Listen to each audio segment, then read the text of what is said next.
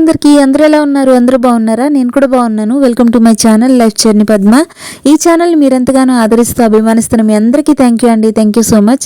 ఒక సిస్టర్ అడిగారు, అక్క సలాతా చేసి చూపించండి అని చెప్పేసి. అదేనండి సాలడ్ అనమాట. మనం సాలడ్ అంటాము, వీళ్ళు సలాతా అంటారు. అది ఏదైనా కానీ అంటే సలాతా ఇక్కడ ఎలా చేస్తారని చెప్పేసి మీకు చూపించాలని చెప్పి ఈ వీడియో అండి. ఈ వీడియో నచ్చినట్లయితే ఒక లైక్ చేయండి. మీ లైక్ నాకు ఎంతో సపోర్టింగ్గా ఉంటుంది. మీలాంటి వాళ్ళు ఇంకొంతమంది చూడడానికి అవకాశం ఉంటుంది. సరే వీడియోలోకి వెళ్ళిపోదాం, వచ్చేయండి. ఇది జర్జీరాక్ అండి, షుగర్ని తగ్గిస్తుందని చెప్పాను కదా, ఆ యాక్ అన్నమాట. కళ్ళు కూడా చాలా బాగా కనిపిస్తాయండి తింటే, కానీ మనమే తినలేము. ఇది వచ్చేసి కస్ అండి, కస్ అంటారు. ఇందులో రకాలు ఉంటాయి, 2-3 రకాలు అయితే ఉంటాయండి. ఇది వచ్చేసి భక్తోనే సేమ్ కొత్తిమీరలా ఉంటుంది, కానీ కొత్తిమీర ఫ్లేవర్ అయితే ఉండదన్నమాట. ఇవి వచ్చేసి కీర దొండకాయలు తెలుసు కదండి, అవన్నమాట కీర దొండకాయలు. ఇక్కడ కియార్ అంటారు. ఈ సలాతకు తీసుకున్న ఆకులు అయితే జర్జీర్ అండి, కస్, బగ్దనేస్, కియార్ అన్నమాట. వీటిని శుభ్రంగా కడిగేయాలండి. మనం చాలా నీట్ గా చేయాలి. చేసేటప్పుడు ఏదన్నా కొంచెం తేడా వచ్చినా వీళ్ళు చాలా కేకలు వేస్తారన్నమాట. అందుకని నీట్ గా అయితే కడిగేసేయాలండి. కసిలో అయితే పురుగులు ఉంటాయి అంటారు, అందుకని చెప్పేసి విడివిడిగా ఒకటి కడగాలండి. తర్వాత బగ్దనేస్ కూడా కడిగేయాలి. ఇవన్నీ కొంచెం వాటర్ మార్చుకుంటూ కడిగేస్తే సరిపోతుంది. ఇవన్నీ కడిగిన తర్వాత లాస్ట్ అయితే జర్జీర్ అయితే కడగాలండి, ఎందుకంటే ఇందులో చాలా ఇసుకుంటుంది, అందుకని చెప్పేసి విడిగా కడగాలి. ఇది వచ్చేసి 2-3 సార్లు అయితే కడగాల్సి ఉంటుందండి. నీళ్ళు మార్చుకుంటూ మనం కడగాల్సి ఉంటుంది. ఈ ఆకును మనం శుభ్రంగా కడగకపోతే ఇసుక్కిని తగులుతుంది కదండి తిన్నప్పుడు, అంటే పచ్చిగానే తింటారు, ఇసుక్కిని తగులుతుంది కాబట్టి చాలా జాగ్రత్తగా అయితే కడగాలి. సేమ్ మన తోటకూరలానే మొత్తం ఈ వాటర్ అన్ని ఓడిపోయిన తర్వాత యుద్ధానికి సిద్ధమే అని చెప్పేసి గ్లౌజులు అయితే వేసేసాను. ఇక్కడైతే సాలడ్ కట్ చేస్తున్నప్పుడు ఖచ్చితంగా గ్లౌజ్ అయితే వేసుకోవాలండి. ఇప్పుడైతే నేను కటింగ్ అయితే స్టార్ట్ చేసేసాను. ఇది కియార్ అండి. మనం కట్ చేస్తున్నప్పుడు కియార్ ని 2 టైప్స్ అయితే కట్ చేయొచ్చు అండి. ఒకటి పలక ముక్కల కింద వస్తాయి కదా స్క్వేర్లు, అలానే కట్ చేయొచ్చు, లేదంటే బారు ముక్కల కింద కట్ చేయొచ్చు అనమాట. నేనైతే ఇప్పుడు బారు ముక్కల కింద అయితే కట్ చేస్తున్నాను. మనం ఫస్ట్ అయితే నిలువ పెట్టి 4 బద్దల కింద చేసుకోవాలండి. 4 బద్దల తర్వాత ఇది ఇలా సన్నగా తరిగేయాలి. మనం సలాతా చేస్తున్నప్పుడు ఒక రోజు బారుగా, ఒక రోజు స్క్వేర్ ముక్కలు అలా కట్ చేస్తే కొంచెం డిఫరెంట్ గా అనిపిస్తుందండి.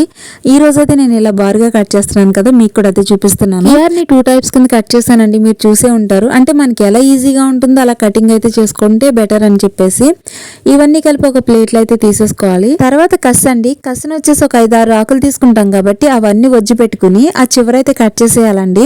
ఎందుకంటే కట్ చేయడం ఈజీ అయిపోతుందండి, అందుకని చెప్పేసి 4-5 ఆకులు, ఎన్ని ఆకులు తీసుకున్నాం అన్ని ఆకులు వజ్జి పెట్టేసుకుని కటింగ్ చేసేస్తే ఈజీగా అయిపోతుంది అనమాట. ఇవి కూడా అంతే అండి, సన్నగా అయితే కట్ చేసేయాలి. జాగ్రత్త అండి, కటింగ్ చేస్తున్నప్పుడు వేళ్ళు కూడా కట్ చేసేసుకునే సిచ్యువేషన్స్ కూడా ఉంటాయి చాలానే, అందుకని చెప్పి చాలా జాగ్రత్తగా అయితే కట్ చేయాలి. తర్వాత కట్ చేసిన తర్వాత ఇదిగో చూడండి, నేను చాకుతో ఎలా అంటున్నాను అలా అంటే, ఎందుకంటే చాలా బార్ అయితే ఉంటాయి కాబట్టి చాకుతో అలా అడ్డంగా కట్ చేయడం వల్ల చిన్న చిన్న ముక్కల కింద అవుతాయి అనమాట. అందుకని చెప్పేసి అలా కట్ చేసేయాలండి. ఇవి కూడా కియార్ పైన అయితే వేసేసుకోవాలి. ఇప్పుడు వచ్చేసి బగ్దనేస్ అండి, బగ్దనేస్ కూడా అంతే వజ్జి పెట్టేసుకుని కటింగ్ అయితే చేసేసుకోవాలి. దీన్ని కూడా అంతే అండి, సన్నగా తరిగేయాలన్నమాట. తరిగిన తర్వాత మనం అడ్డగాట్లు అయితే పెట్టేసుకోవాలి, ఎందుకంటే చిన్న చిన్న ముక్కల కింద ఉంటాయి అన్నమాట. అందుకని చెప్పేసి అంటే విడివిడిగా వస్తుంది ఆకు, అందుకని చెప్పి అలా అడ్డగాట్లు అయితే పెట్టుకోవాలి. ఇది కూడా అంతే అండి, పైన అయితే వేసేసుకోవాలి. ఇప్పుడు జర్జీర్ కూడా అంతే. ఫైనలీ జర్జీర్ అంటే అలా ఉంటుందన్నమాట. ఇది వచ్చేసి సేమ్ తోటకూరలా ఉంటుందండి. కళ్ళకి మంచిది అనుకుంటా, చాలా మంది చాలా ఎక్కువ ఇష్టపడి తింటారు. ఇక్కడ కళ్ళకి చాలా బాగా పనిచేస్తుందేమో అనుకుంటున్నానండి, ఎందుకంటే ముసలి వాళ్ళు సైతం చాలా బాగా చూస్తారన్నమాట కళ్ళజోడు లేకుండా, అందుకని చెప్పేసి అనుకుంటాను. అప్పుడప్పుడు అనుకుంటానండి ఈ ఆకును తిని కళ్ళని మెరుగుపరుచుకుందాం అనుకుంటాను, కానీ మనం ఎక్కడ తింటామండి, మంచి ఫుడ్ మనకు వెళ్ళదు కదా, అందుకని చెప్పి ఫైనలీ సలాతా అయితే రెడీ అయిపోయిందండి. దీనికోసం అని చెప్పేసి సాస్ అయితే రెడీ చేసేయాలి. దీనికోసం నిమ్మకాయ తీసుకున్నాను నేను. ఒక నిమ్మకాయ రసం తీసుకుంటే సరిపోతుందండి. ఏంటక్క అంత సలాతా చేశారు, ఒక నిమ్మకాయ రసమే సరిపోతుందా అనుకుంటున్నారా? సరిపోతుందండి.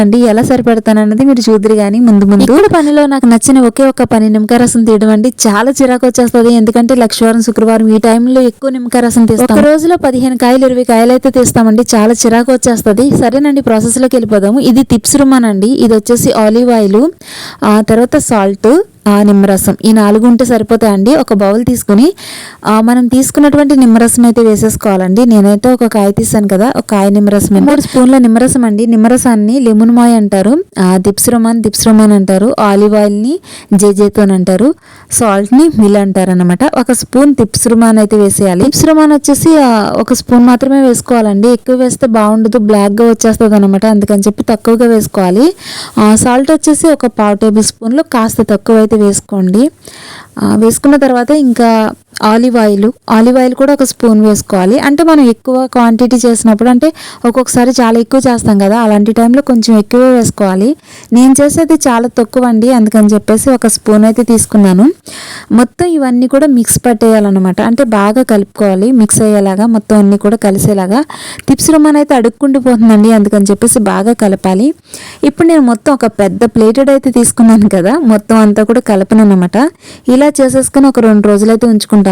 ఈ రోజు అయిపోయిన తర్వాత రేపు మళ్ళీ కటింగ్ చేయవసరం లేకుండా అదైతే ఫ్రిడ్జ్లో అయితే ఉంచేస్తాను అనమాట. అందుకని చెప్పి నాకెంత కావాలో అంత తీసుకుంటాను. ఇది వచ్చేసి కొంచెం చిన్న బౌల్లో అయితే చేశానండి, అందుకని చెప్పి ఈ క్వాంటిటీ అన్నమాట. మీరు ఎక్కువ చేసినప్పుడు ఎక్కువ అయితే తీసుకోవచ్చు.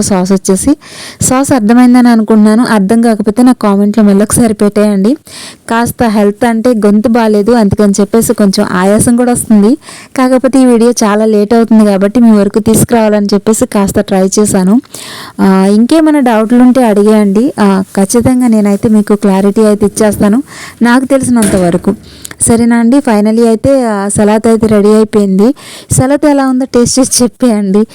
మీ వాళ్ళకి కూడా ఇలానే చేసి పెట్టేయండి. మనం ఇలా సలాద్ ప్రిపేర్ చేసేసుకున్న తర్వాత ఇక్కడ ఎలా అంటే మూతలు వేయడం అలా ఏముండదండి. ప్రతి దానికి నైలాన్ చేస్తారన్నమాట. నైలాన్ అంటే ఇది ప్లాస్టిక్ అనమాట, ప్లాస్టిక్ చేస్తారు. దీన్ని సిపాప్ అని కూడా అంటారండి. కవర్ కింద ఉంటుందండి, కవర్ని అయితే అలా క్లోజ్ చేసేయడమే. మూతలు వేయకుండా ఎక్కువ శాతం ఇలానే వాడతారండి.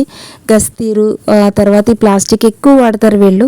మనకి ఇలా మూతలు వేసి అలా ఏమి ఉంచరండి. వచ్చేసి మనం ఫ్రిడ్జ్ లో పెట్టినప్పుడు 1 లేదా 2 రోజులు అయితే స్టోర్ ఉంటుందండి. 2 రోజుల తర్వాత మళ్ళీ బ్లాక్ వచ్చేస్తుంది కాబట్టి 1 లేదా 2 రోజులు మాత్రము మనం అంటే కొంచెం పని ఈజీ అవుతుంది కదా, ఒకసారి కట్ చేసేసుకోవడం వల్ల ప్రతి రోజుకి కాస్త పని అయితే తగ్గుతుంది. అందుకని చెప్పి నేను అలా చేస్తూ ఉంటాను. ఓకేనండి, సలాతా అయితే రెడీ అయిపోయింది. ఈ సలాతాని మీ వరకు తీసుకొచ్చాను. మీకు నచ్చినట్లయితే లైక్ చేయండి. మీ లైక్ నాకు ఎంతో సపోర్టింగ్గా ఉంటుంది. ఎవరికైనా ఉపయోగపడుతుందంటే షేర్ చేయండి. మీ అభిప్రాయాన్ని నాకు కామెంట్లో చెప్పేయండి. నా వీడియోస్ ఫస్ట్ టైం చూస్తున్నట్లయితే నా ఛానల్ని ఒకసారి చెక్ చేయండి. మీకు నచ్చినట్లయితే సబ్స్క్రైబ్ కూడా చేసుకోండి. Thanks for watching.